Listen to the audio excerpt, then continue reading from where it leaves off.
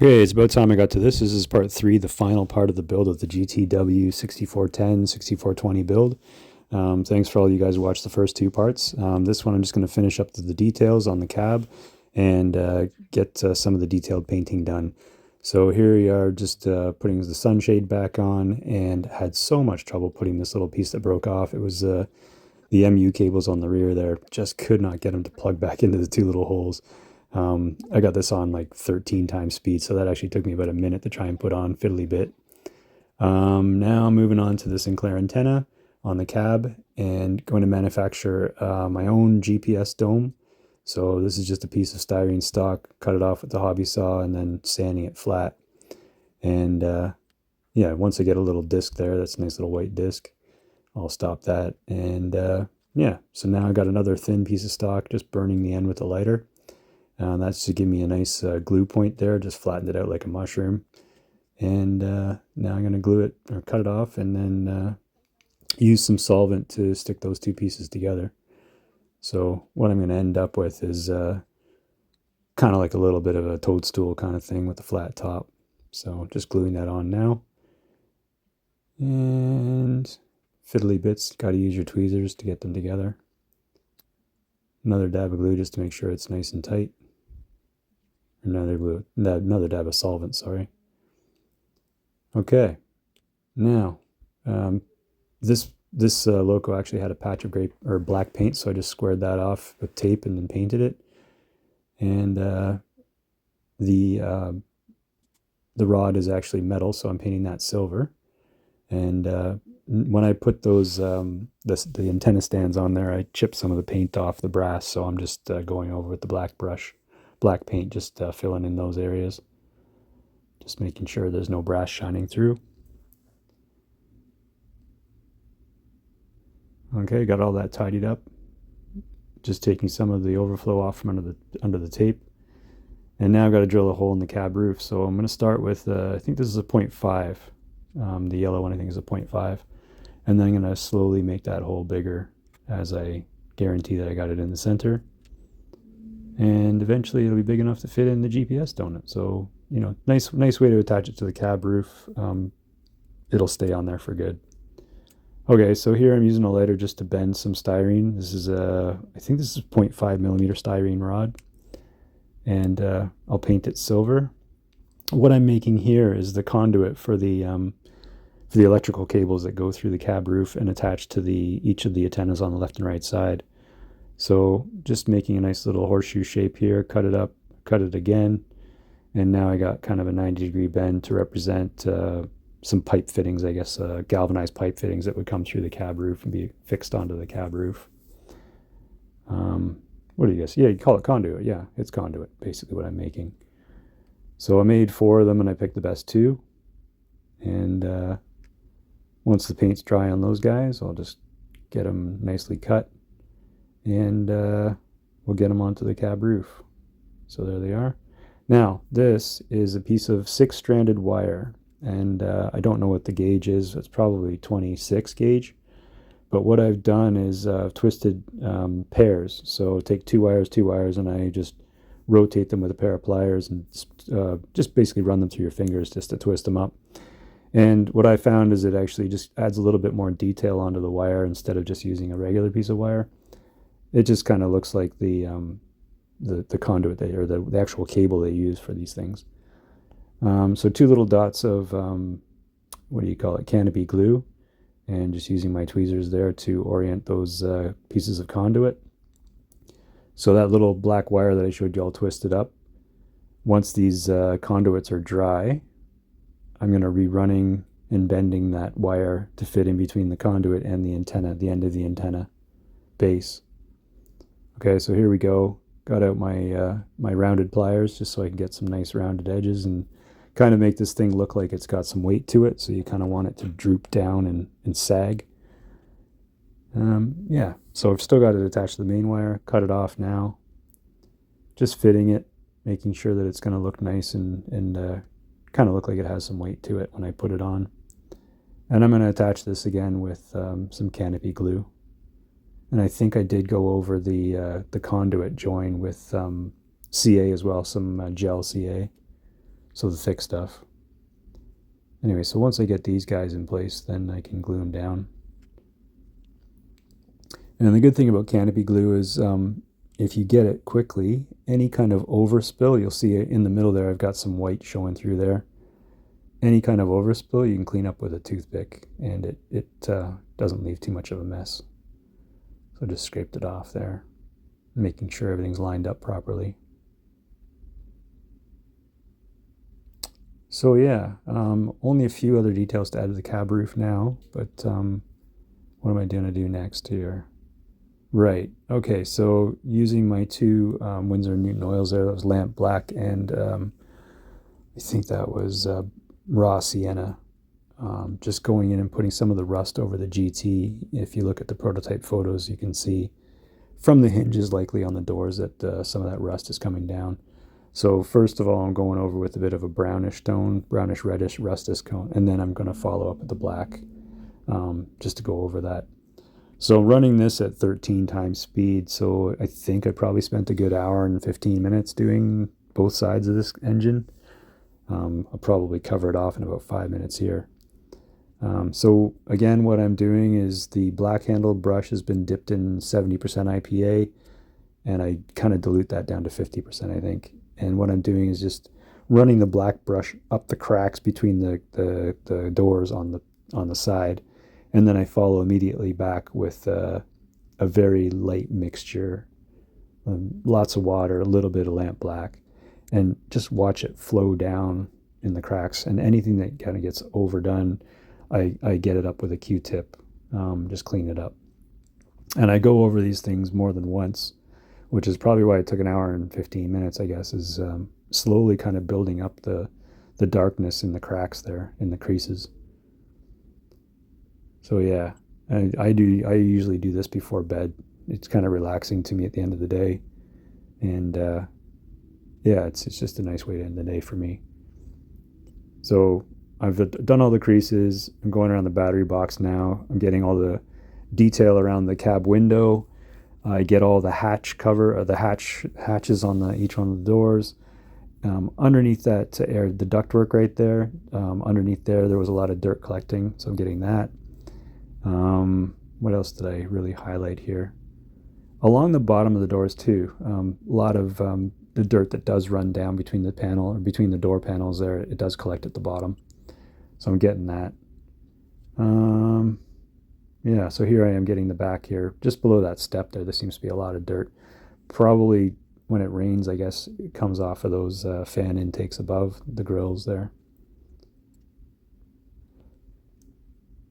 Yeah, so you can see, I guess if you fast forward to or go back to when I first started this side, you can see the differences there. Now I'm moving on to the cab here. Make sure you go around the door itself, both doors, front and back. And then a lot of dirt, and there's this door right here has got a lot of activity. The conductors are constantly going in and out of there, so a lot of dirt there, a lot of rust usually on that door. Getting all of the latches and hatches and stuff on the front there on the nose, just trying to bring out the details. These Athearn models are really nice for detail. They are better than the Atlas ones for detail. I'll give them that. The Atlas engines still run way better than the Athearn ones, though, as far as I'm concerned. But yeah, so these ones are obviously a step above in the details. And they are more prototypically correct as well than the Atlas ones. I have to add my own little plastic bits, aftermarket stuff to make them more prototypical. This one, I obviously add all the cab roof stuff, but most of the details were bang on. That's a kudos to Athearn. They did a good job getting the details right. So now I'm just getting all the little vent things in the doors and getting the battery boxes done.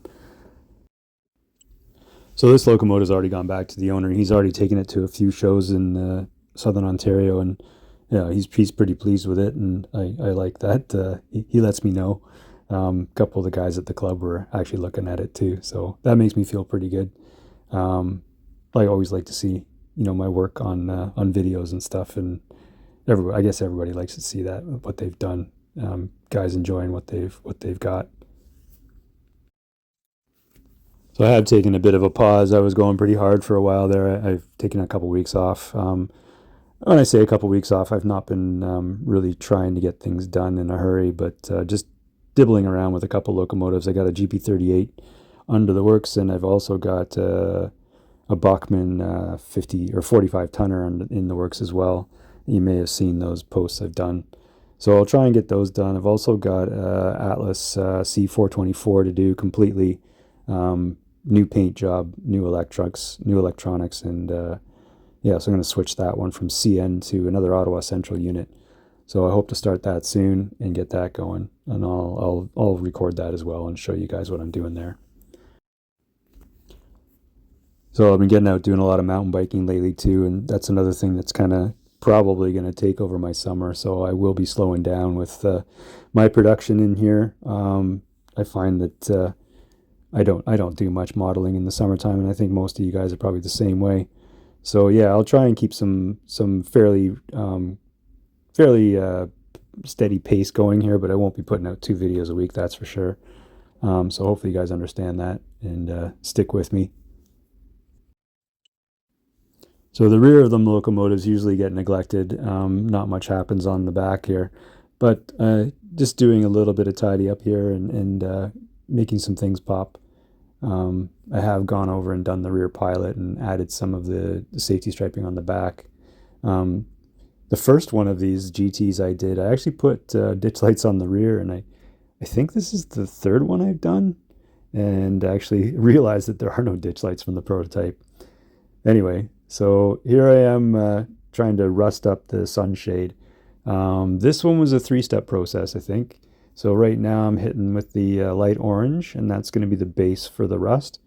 And so this is going to cover the most cover. Will provide the most cover for the sunshade.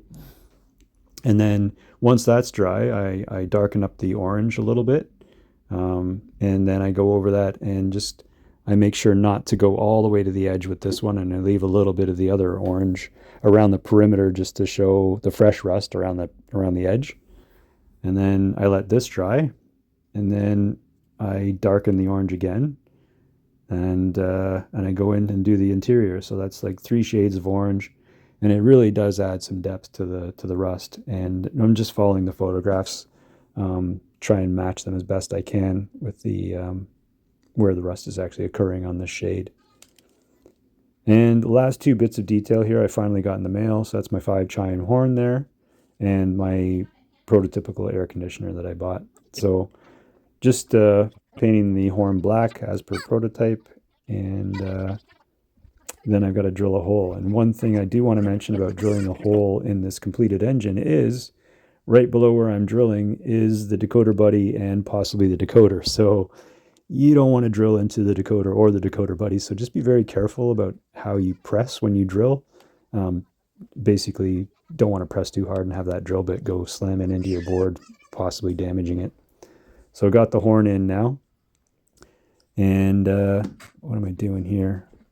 Ah, yes. Okay, so I've got, I think it was tweed. These are just craft acrylics, tweed and some rusty color, kind of mixing a little bit of a reddish beige, and really dry brush here, just using a toothpick. And I've got the locomotive propped up, obviously, to get away from the level surface there, so I can get underneath and kind of come up from the bottom and flick the I guess we call it kick up. Yeah, flick the kick up from the bottom going upward, just so any of the dots that do get onto the plow look like they're going upward like they would in real life. So just going over this many times and swapping the colors, and that's the result there. So I managed to get some really small dots there, which I'm pleased with on this guy. And then I'll just do the same on the back there. Didn't put as much on the rear. But this locomotive in Hamilton really had a lot of kick up. I don't know where they were taking this thing, but constantly dirty. So I've pre-sprayed this one in the airbrush booth, and I just I took it to a bit of a beige color. Now what I'm doing is using that Winsor & Newton lamp black, and I'm just going to fill in the grills on the 2 sides and the top, and that's just to kind of give the illusion of it being hollow and showing some depth. So I'll just go over these a couple times to get the proper tone. And the Q-tip is really nice to clean off the grills and leave the shadow behind, kind of thing. So yeah, I think I'm almost coming up to the end here of this build. And yeah, just taking a bit off there, and I'll fit it onto the cab roof and glue it down. And I think I'm done, yes. And this is what I started doing now. I'm just going to sign the bottom of the fuel tank there. So this was done in 2025.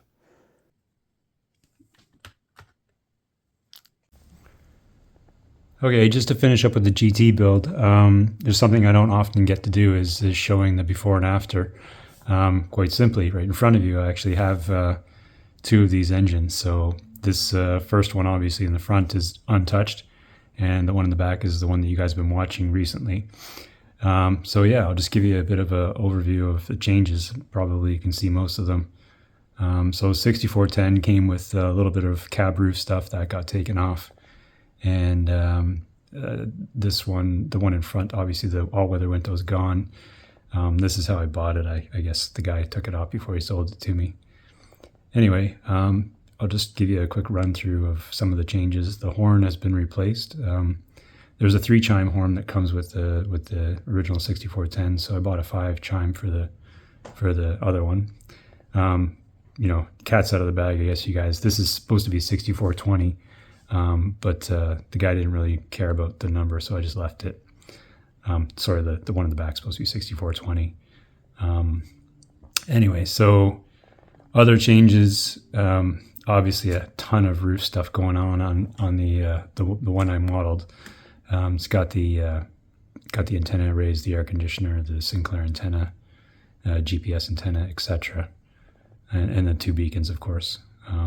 So I did do the ditch lights as well, installed those, and I flushed out the marker light bezels over here and put on the plates, the steel plates. Yeah, so you can just see how I faded the paint as well. So this is original Athearn paint, and that's my paint there, just showing a bit of sun bleaching. And obviously the plow and the detail on the front there as well, just the painting. So I'll spin it around. This one's obviously got the safety striping. I find it's quite nice to add the safety striping, just a little bit of extra color on there. And anyway, I'll just let you have a peek at this side of the engine. You can really see the difference in paint tone here. Was really struggling. I always struggled to get a good fade going, but now that I see it in full sunshine, this is a very sunny March day, and I really do like that color. I think it kind of really does show up as almost identical to the prototype photos. So I would say I nailed that paint fade.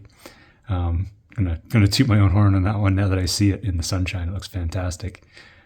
So yeah, basically you'll see what I did if you watch part 1, how I faded the body here. But yeah, I'm just kind of shocked to see it's looking almost like the prototype. So quite pleased with that. Anyway, this is the conductor side, and the sunshade there obviously is starting to rust. And yeah, so I'll just spin around just to close off. All the fans had their bases painted black for some reason. I guess I don't know, they're sealing something up on the roof, I guess. But that was I showed you guys that in part 1. And that's the differences. So you can kind of see what I've done and what I haven't done, just to make these models come to life. I'll just point out as well, you can see the difference that the panel lining makes. Really does kind of highlight each door on the long hood, as well as anything else you want to highlight as well. But yeah, just I'll go around one more time so you can really see the difference the panel lining makes. It's really worth the effort. It does bring out all the tiny little details in the model. Okay, anyway, that's all for now.